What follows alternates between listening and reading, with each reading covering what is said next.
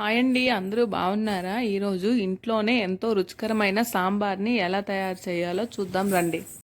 ముందుగా 5 నుండి 10 నిమిషాల వరకు కందిపప్పును నానబెట్టుకోవాలి.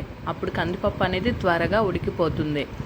ఆ నానిన కందిపప్పుని 1-2 సార్లు కడుక్కొని దాన్ని కుక్కర్లోకి ట్రాన్స్ఫర్ చేసుకోవాలి. అందులోనే మన కారానికి తగ్గట్టుగా పచ్చిమిరపకాయలు అంటే 3 నుంచి 4 పచ్చిమిరపకాయలు తీసుకోవాలి. అందులోనే ఒక టమాటాను చీలికలుగా కోసి వేసుకొని కొంచెం పసుపు యాడ్ చేసి అది కుక్కర్ మూత పెట్టి స్టవ్ పైన పెట్టాలి. పెట్టాక స్టవ్ పై పెట్టాక 5-6 విజిల్స్లో కందిపప్పు అనేది ఉడికిపోతుంది.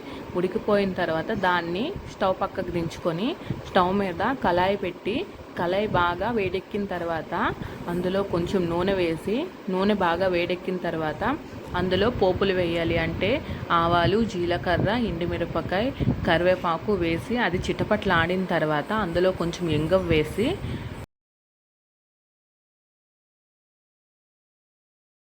మనం ముందుగా సాంబార్ కోసం తరిగి పెట్టుకున్న కూరగాయల్ని అంటే ఇంట్లో ఏం కూరగాయలు ఉంటే వాటిని తరిగి పెట్టుకోవాలి.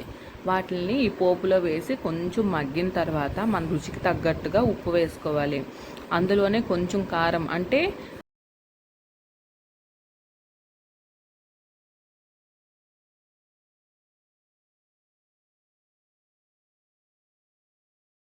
మనము ముందుగా పచ్చిమిరపకాయలు వేసుకున్నాం కాబట్టి కారం అనేది అడ్జస్ట్ చేసుకొని వేసుకోవాలి.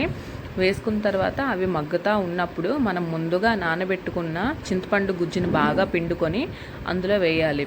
అది ఉడుకుతుండగా మనం కందిపప్పుని కవ్వంగుత్తితో మెతుపుకొని ఇందులో వేసుకోవాలి.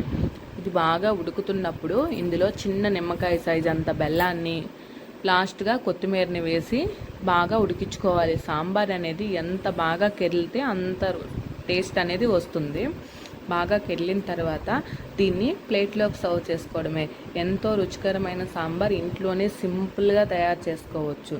మీకు కనుక ఈ వీడియో నచ్చినట్లయితే please like, share and subscribe.